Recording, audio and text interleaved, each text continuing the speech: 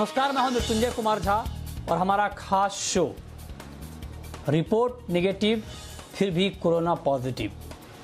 आज इसी मुद्दे पर हम चर्चा करने जा रहे हैं और ये बात हम इसलिए कह रहे हैं क्योंकि कुछ नए खुलासे हुए हैं जिसमें कोरोना को लेकर चिंता और बढ़ गई है।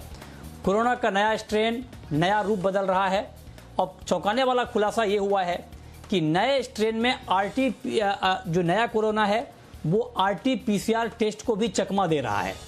जी हाँ, ऐसे कई मामले सामने आए हैं जिसमें RT-PCR टेस्ट की रिपोर्ट तो नेगेटिव आई है, लेकिन CT स्कैन से पता लगा है कि कोरोना ने दिल पर ही हमला कर दिया है।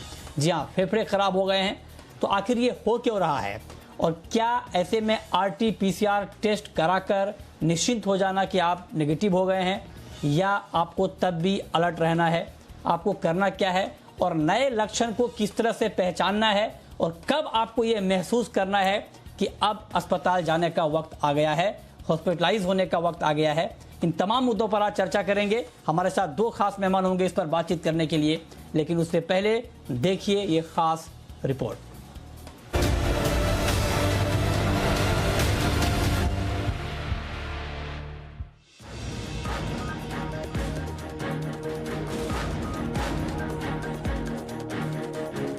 कोरोना, कभी चीन की सरजमीन से उठा ये वायरस आज पूरे देश में कहर बनकर टूटा है और इसके पल पल बदलते स्वरूप ने डॉक्टर्स को भी सख्ते में डाल दिया है, क्योंकि कोरोना का ये नया स्ट्रेन इतना खतरनाक हो चुका है कि मरीजों को तो बीमार बना रहा है, लेकिन जांच में पकड़ में नहीं आ रहा। जी हाँ, डॉक्टर्स के मुताबिक कोरोना का नया स्ट्रेन ज्यादा घातक रूप ले चुका है। ये वायरस लोगों को संक्रमित तो कर रहा है, लेकिन RT-PCR टेस्ट में पकड़ में नहीं आ रहा है। कोरोना होने के बावजूद लोगों की कोरोना रिपोर्ट नेगेटिव आ रही है। परेशानी की बात यह है कि ऐसे मरीजों की संख्या 15 से 20% है। मरीजों के फेफड़े के CT स्कैन के बाद संक्रमण का खुलासा हो रहा है। मरीजों के फेफड़ों पर ग्रे रंग के पैचेस दिखाई दे रहे हैं। डॉक्टरी भाषा में इसे पैची ग्राउंड ग्लास ओपेसिटी कहते हैं, यानी कोरोना चुपचाप मरीज के फेफड़ों पर अटैक कर रहा है, वो भी बिना RT-PCR टेस्ट में पॉजिटिव आए। ऐसे में सवाल उठता है कि RT-PCR टेस्ट, जो अभी तक कोरोना की जांच में सबसे बड़ा और कारगर टेस्ट है, आखिरकार वायरस उसकी पकड़ में क्यों नहीं आ रहा? इसे समझते हैं। दरअसल क्योंकि इस टेस्ट में मरीज के नाक और गले से स्वैब के सैंपल लिए जाते हैं, इसलिए डॉक्टर्स का अनुमान यह है कि नया स्ट्रेन वायरस मरीज के नाक और गले में ज्यादा वक्त तक मौजूद नहीं रह रहा है, यानी ये मरीज के नाक और गले को संक्रमित शायद नहीं कर पा रहा है। इसीलिए कई मामलों में RT-PCR टेस्ट में संक्रमण साबित नहीं हो पा रहा है। डॉक्टरों को डर यह है कि इस बार वायरस मरीजों के ACE रिसेप्टर्स तक सीधे पहुंच रहा है। ACE रिसेप्टर्स फेफड़ों की कोशिकाओं में पाया जाने वाला प्रोटीन होता है, इसलिए फेफड़ों के CT स्कैन में संक्रमण का पता चल रहा है। कोरोना के इस नए स्ट्रेन से खतरा सिर्फ इतना ही नहीं है। डॉक्टरों के मुताबिक इस नए स्ट्रेन से संक्रमित मरीजों में नए लक्षण भी सामने आ रहे हैं। मरीजों की नाक बहना, पेट खराब रहना और आंखों से जुड़ा कंजक्टिवाइटिस जैसे लक्षण देखे जा रहे हैं, जो पहले नहीं दिखाई देते थे। कई मरीजों में बुखार के दिन भी बढ़कर 8 से 9 दिन देखने को मिले हैं। लगातार बढ़ रहे मामलों ने सरकारों और स्वास्थ्य विशेषज्ञों को चिंता में डाल दिया है। पिछले साल की तरह ही मौत के आंकड़े और शमशानों में अंतिम संस्कार के लिए वेटिंग जैसी खबरों ने आम आदमी को हिलाकर रख दिया है। ऐसी स्थिति के बीच बदले हुए कोरोना स्ट्रेन की नई चालाकियों से निपटना बड़ी चुनौती बन गया है। इसलिए हम सबकी जिम्मेदारी बनती है कि हम अपने स्तर पर इस लड़ाई में अपना पूरा योगदान दें और ईमानदारी से कोविड प्रोटोकॉल्स फॉलो करें, और अगर वैक्सीन की श्रेणी में आते हैं तो वैक्सीन जरूर लगवाएं। ब्यूरो रिपोर्ट, जी मीडिया।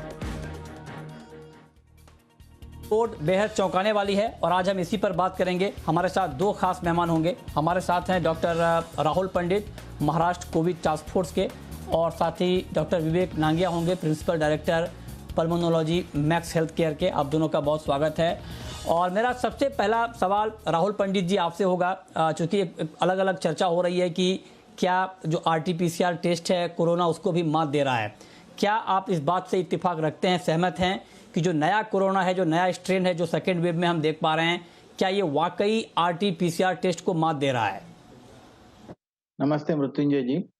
देखिए, RT-PCR जो टेस्ट है उसकी जो हम लोग सेंसिटिविटी की बात करते हैं तो वो करीब करीब 70 to 75% सेंसिटिव है। मतलब अगर 10 लोग संक्रमित हुए हैं तो उनको अगर हम लोग टेस्ट करते हैं तो 7 लोगों में ही पॉजिटिव आएगा। सब लोगों में पॉजिटिव नहीं आएगा। ये उसका एक पहले से हमको उसकी लिमिटेशन पता है। पर ये जो नया रिपोर्ट, जो नया वायरस का जो रिपोर्ट आ रही है कि ये शायद आरटी-पीसीआर को पूरी तरह से चुका दे रहा है, इसके बारे में अभी और अभ्यास हो करना बहुत ज़रूरी है। शायद ऐसा हो रहा है कि ये जो गले में और नाक में जो है वायरस ज़्यादा देर रुक नहीं रहा है और सीधा जो है फेफड़ों के ACE2 रिसेप्टर्स को जाके संक्रमित कर रहा है, जैसे आपने अपनी रिपोर्ट में बताया। पर इसके बारे में इस वक़्त कोई भी साइंटिफिक पेपर या पब्लिकेशन नहीं है, ये सिर्फ़ हमारी ऑब्जर्वेशन है कि जो सिम्पटम्स जो है वो गले और नाक के ज़्यादा नहीं है बल्कि दूसरे हैं। हाँ, ये ज़रूर हो रहा है कि आरटी-पीसीआर अगर आपका पहली बार नेगेटिव आता है, तो आपको पूरी तरह से निश्चिंत नहीं होना है। अगर आपको कोरोना के जैसे सिम्पटम्स दिख रहे हैं या आपका पेट खराब है या आपको कोई आँखों में कंजंक्टिवाइटिस है या और कोई तकलीफ हो रही है जो कि आप एक्सप्लेन नहीं कर पा रहे हो, तो 48 या 72 आवर्स के बाद आपके डॉक्टर के सलाह से और एक आरटी-पीसीआर कराइए। अगर आप एक के पीछे एक 2 आरटी-पीसीआर कराओगे तो शायद ये वायरस जो है पकड़ में आ सकता है। पर इस वक़्त इसकी पूरी जानकारी लेना हमको बहुत ज़रूरी है साइंटिफिक तरीके से। हम्म। ये आपने बहुत ही महत्वपूर्ण बात कही कि सिर्फ आरटी-पीसीआर टेस्ट करा के आपको निश्चिंत नहीं हो जाना है।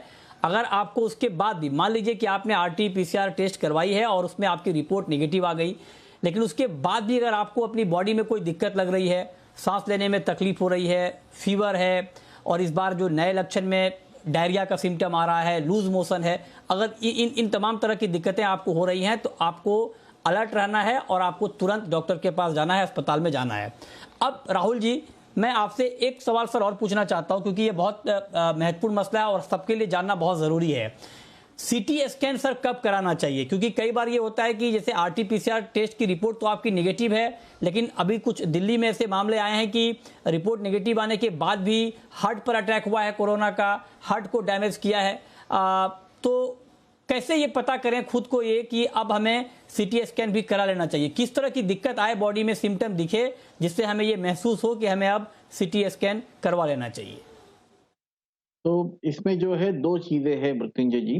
सबसे पहले तो काफ़ी सारे लोग जो है आरटी-पीसीआर या उनकी जो एंटीजन टेस्ट है वो नहीं करा रहे हैं, क्योंकि ये टेस्ट अगर कराते हैं तो आपको लोकल म्युनिसिपल कॉर्पोरेशन या लोकल अधिकारियों को रिपोर्ट चली जाती है कि ये व्यक्ति जो है पॉजिटिव है। तो काफ़ी लोग अपने आप जाके अपने जनरल प्रैक्टिशनर से या किसी से एक प्रिस्क्रिप्शन लेके सीटी स्कैन करा रहे हैं। और ये बहुत गलत प्रैक्टिस है, क्योंकि आपको अगर पहले या दूसरे दिन पे आप अगर सीटी स्कैन कराओगे, आपको जब भी सिम्पटम्स आना शुरू हो जाएँगे, तो आपका सीटी स्कैन नॉर्मल होगा और आपको शायद कोई भी उसमें एब्नॉर्मलिटी नहीं दिखेगी और आप पूरी तरह से फिर बेफ़िक्र हो जाओगे कि मेरे लंग्स नॉर्मल है करके। ये बहुत गलत प्रैक्टिस है। दूसरा, इसमें ये भी प्रॉब्लम हो रहा है कि जिनको कोई सीटी में थोड़ा बहुत ग्राउंड ग्लास ओपेसिटी नज़र भी आ रही है, तो ये डर के कि अभी मैं टेस्ट कराऊँगा तो पॉज़िटिव आएगा, तो वो टेस्ट नहीं करा रहे हैं और उनको जो है पूरी तरह से ट्रीटमेंट नहीं मिल पा रही है। तो जब भी उनको हॉस्पिटल में एडमिट होने की ज़रूरत पड़ती है तो उनके पास पॉज़िटिव रिपोर्ट नहीं रहता। तो ये हम डॉक्टरों को फिर तकलीफ हो जाती है, इनको कोविड वार्ड में रखें या फिर नॉन कोविड साइड में रखें। अभी आपका जो सवाल सीटी स्कैन कब कराना चाहिए? सीटी स्कैन आपके डॉक्टर के कहने पे कराना चाहिए। करीब-करीब सिम्पटम्स आने के 4 या 5 दिन के बाद अगर आप सीटी स्कैन कराओगे आपके डॉक्टर के कहने पे, तो उस सीटी स्कैन में कुछ आप पॉजिटिव या नेगेटिव पा पाओगे। अगर आपको सांस लेने में तकलीफ हो रही है और ये सबसे पहला सिम्पटम है आपका और आपको उसके पहले शायद एसिम्प्टोमेटिक थे, तो ज़रूर पहले दिन भी आप सीटी स्कैन करा सकते हो। पर आपके डॉक्टर के कहने पे सीटी स्कैन कराइए, खुद ही सीटी स्कैन के लिए मत जाइए। सीटी स्कैन का रेडिएशन भी बहुत ज़्यादा है और उसका जो रिपोर्ट है भले ही सेंसिटिव हो, आज की तारीख में आरटी-पीसीआर या एंटीजन ही हम लोग पॉजिटिव मानते हैं। ओके, तो मतलब जब डॉक्टर रिकमेंड करे तब आप कह रहे हैं कि आप जाएं, लेकिन अपने आप को आप मॉनिटर करें कि आपको सांस लेने में तकलीफ तो नहीं हो रही है। हमारे साथ डॉक्टर विवेक नांगिया भी जुड़ चुके हैं, principal director pulmonology Max Health Care के। सर बहुत बहुत स्वागत है आपका। और अभी हम डॉक्टर राहुल पंडित से यही बात कर रहे थे सर कि क्या जो नया कोरोना है, जो सेकेंड वेव वाला कोरोना है, क्या ये आरटी-पीसीआर को चकमा दे रहा है, मात दे रहा है? इन्होंने अभी राहुल पंडित जी ने ये बात कही है कि हाँ इस तरह के मामले आ रहे हैं। क्या दिल्ली में भी इस तरह के लक्षण आप लोग सर पा रहे हैं अस्पतालों में कि रिपोर्ट तो नेगेटिव आ जा रही है, लेकिन उसके बाद भी लोगों की हालत बिगड़ी है, खराब हुई है, अस्पताल आना पड़ा है? क्या वहां पर भी इस तरह के मामले आ रहे हैं सर दिल्ली में? जी देखिए, ये तो एक नोन फिनोमेना है कि आरटी-पीसीआर टेस्ट के बावजूद भी कई बार इन्फेक्शन प्रेजेंट होता है जो कैच नहीं होता है। जिसके लिए सीटी स्कैन की कई बार ज़रूरत पड़ सकती है। और ये अब से नहीं, पिछले साल में भी ऐसे कई पेशेंट्स आए थे, और सिर्फ इंडिया में नहीं, बाहर भी ऐसे पेशेंट्स आ चुके हैं। पूरी स्टडीज़ कंडक्ट की गई हैं जिसमें ये देखा गया है कि सीटी स्कैन से ज़्यादा अंदाज़ा लग पाता है अगर किसी पेशेंट का RT-PCR नेगेटिव हो और सिम्टम्स परसिस्ट कर रहे हों, ये कंफर्म करने के लिए कि कोविड ही है और कोई और इलनेस नहीं है।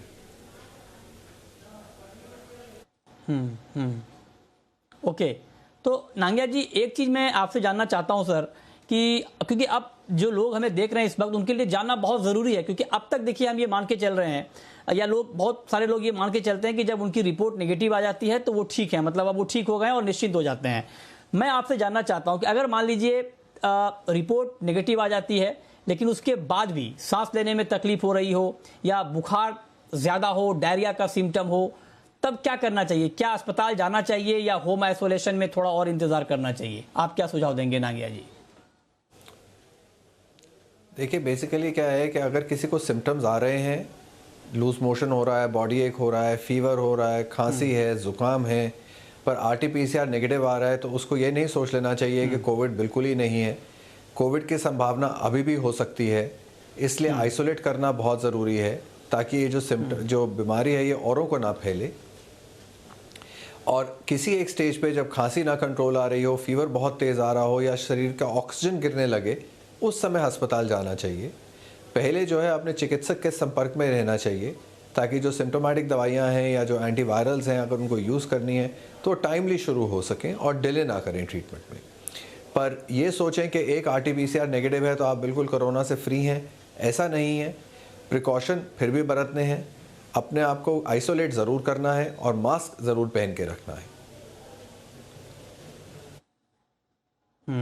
ठीक है, तो ये कुछ प्रिकॉशन है जो हमें और आपको लेने हैं जब आप कोरोना संक्रमण का शिकार होते हैं। लेकिन अब राहुल पंडित जी, एक सवाल मैं आपसे ये पूछना चाहता हूं कि जो रिपोर्ट्स आ रही हैं उसमें ये कहा जा रहा है कि इस तरह की लापरवाही तब हो रही है या हालात तब बिगड़ रहे हैं जब लोग लंबे समय तक इसको इग्नोर करते हैं और 7 से 8 दिन के बाद अचानक से होम आइसोलेशन में तबीयत ज़्यादा बिगड़ जाती है, ऑक्सीजन का लेवल अचानक नीचे चला जाता है, और तब चाहे तो अस्पताल जाने में देर होती है और या प्रॉपर ट्रीटमेंट वक्त पे शुरू नहीं हो पाता है, तो डेथ के चांसेस बढ़ जाते हैं।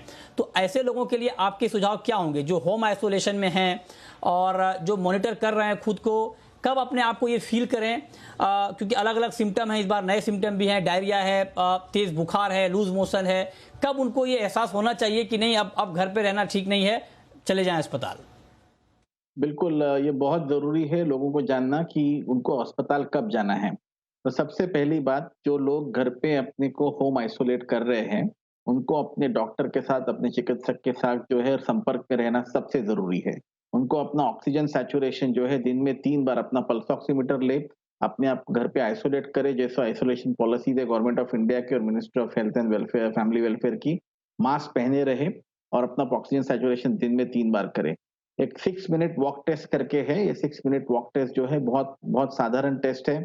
आपको ऑक्सीजन सैचुरेशन देखना है, अपने कमरे में ही 6 मिनट आपको चलना है और 6 मिनट के बाद अपना ऑक्सीजन सैचुरेशन फिर से देखना है। अगर आपका ऑक्सीजन सैचुरेशन 3% से ज़्यादा नीचे आ जाता है या 93% से नीचे आ जाता है, तो वो समय है आपको हॉस्पिटल में जाना है, क्योंकि ये आपका संकेत ये है कि आपको जो है हाइपोक्सिया सेट इन हो रहा है। ये सबसे बहुत ही सेंसिटिव टेस्ट है और इसको बहुत लोगों ने जो है यूज़ करना चाहिए ताकि ये लोग हॉस्पिटल में वक़्त से पहुँचे।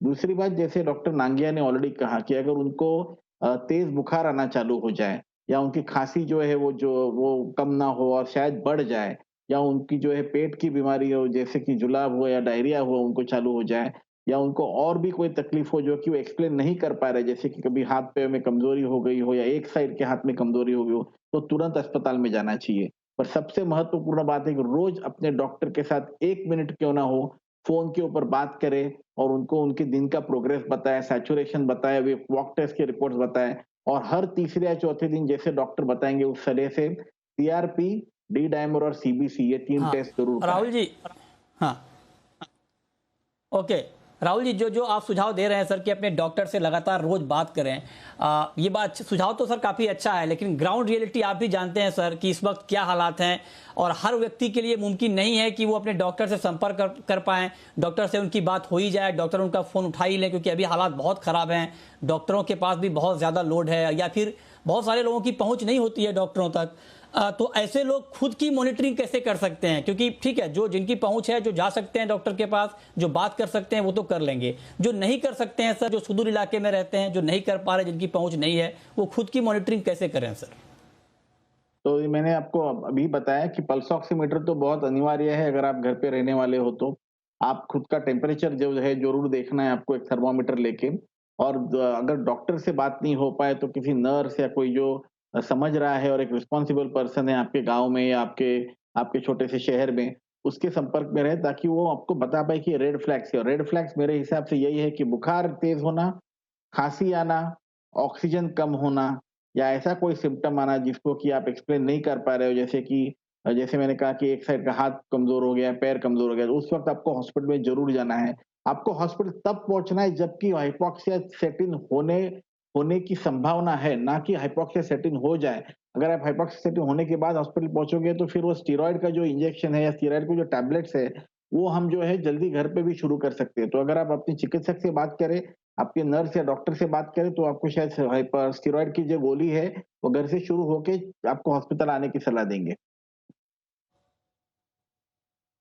ठीक है, चलिए, ये बहुत महत्वपूर्ण सुझाव हैं। अब डॉक्टर विवेक नांगिया जी, मैं आपसे एक महत्वपूर्ण सवाल सर ये पूछना चाहता हूं कि जैसे राहुल पंडित जी ने यह बात कही कि जब डॉक्टर आपको बोलें कि आपको सीटी स्कैन कराना है तभी कराएं, लेकिन कई बार ये होता है कि जब आप जाते हैं, अगर आपको कोरोना आप पॉजिटिव पाए गए हैं और उसके बाद हफ्ते 10 दिन 15 दिन बाद जब जाते हैं और आपकी रिपोर्ट नेगेटिव आती है, तो आपको वहां से डिस्चार्ज कर दिया जाता है बिना किसी एक्स्ट्रा टेस्ट रिकमेंडेशन के।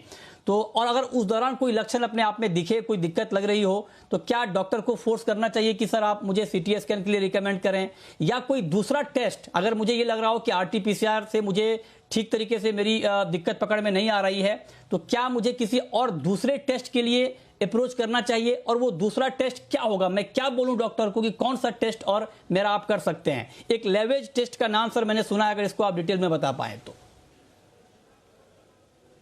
कौन से टेस्ट का नाम, सॉरी? मैं सर आपसे जानना चाहता हूं, आप मेडिकल टर्म को ज्यादा बेहतर समझते होंगे, कि अगर आरटीपीसीआर के अलावा मुझे कोई दूसरा टेस्ट करवाना हो तो किस टेस्ट के बारे में पूछा जाए? बीएल टेस्ट कुछ ऐसा होता है सर, आप अगर हमें डिटेल में बता पाए तो। सीबीनेट का टेस्ट आता है, 3 टेस्ट हैं बेसिकली। एक एंटीजन टेस्ट होता है जिसको रैट भी कहते हैं, रैपिड एंटीजन टेस्ट।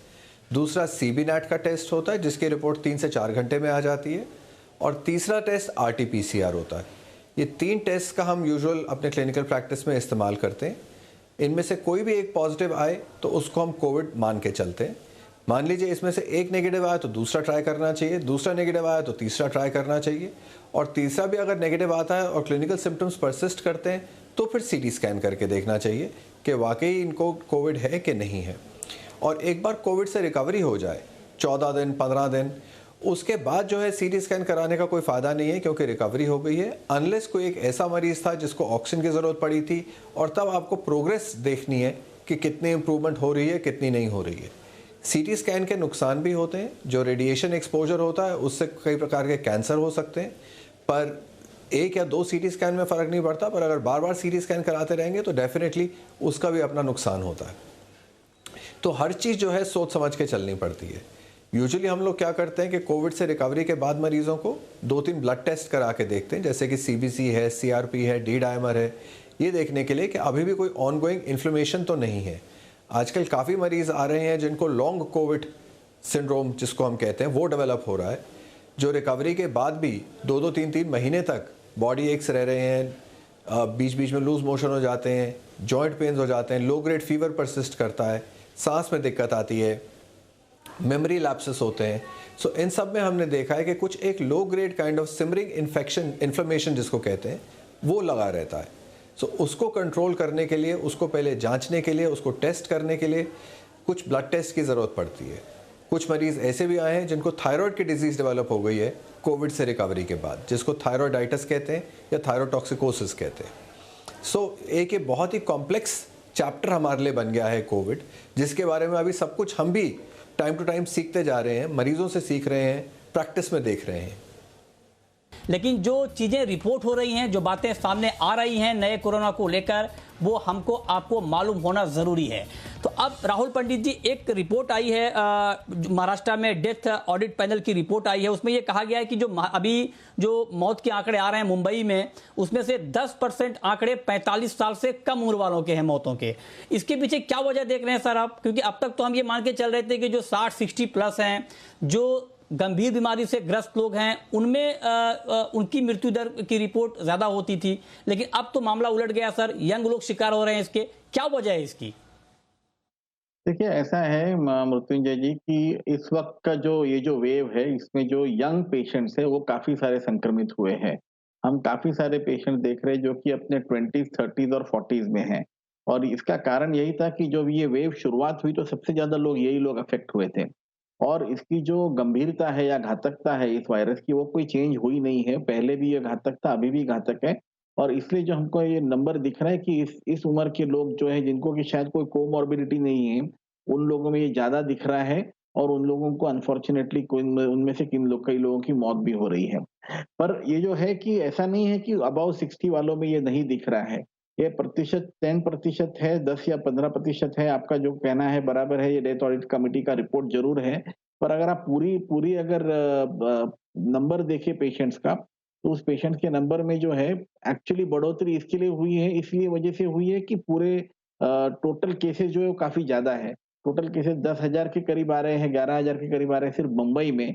और वो जो डेथ है वो करीब 0.3 to 0.4% हो रही है।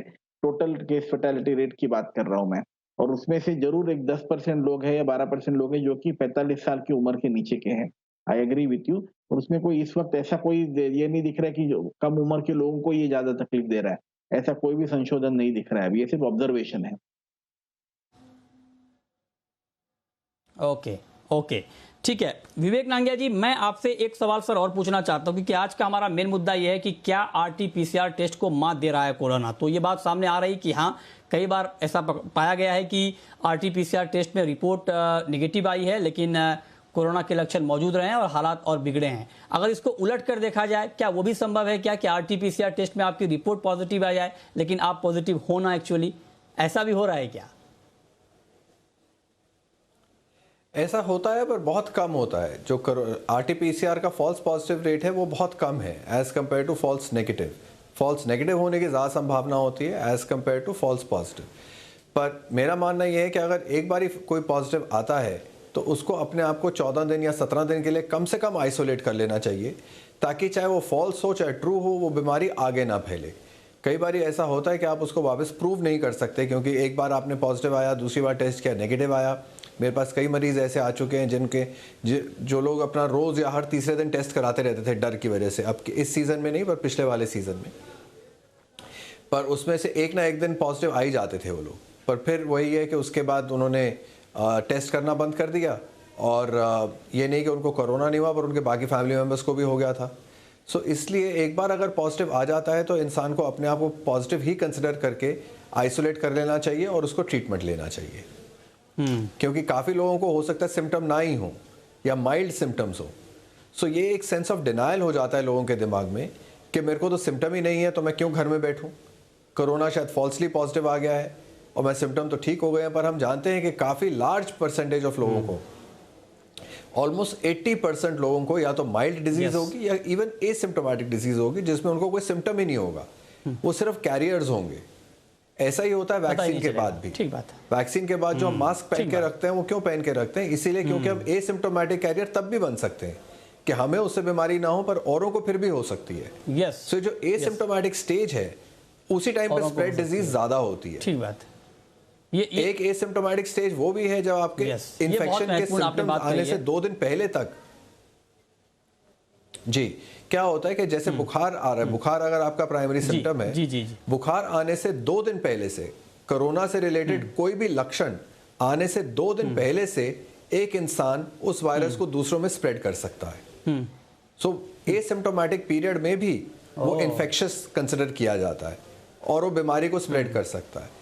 इसलिए बहुत जरूरी है कि हम किसी भी स्टेज पर हों अपना मास्क ना उतारें, हाथों को साफ रखें, डिस्टेंस मेंटेन करके रखें और जो जो एलिजिबल है वो लोग अपना अपना वैक्सीनेशन लगवाएं ताकि एक हर्ड इम्यूनिटी डेवलप हो पाएगी और प्रोटेक्शन रहेगी। ये देखिए, ये बिल्कुल बिल्कुल, मतलब आप समझिए कि ये कितने महत्वपूर्ण सुझाव हैं और जो डॉक्टर साहब बता रहे हैं आपको कि आप बिल्कुल इसको इग्नोर ना करें।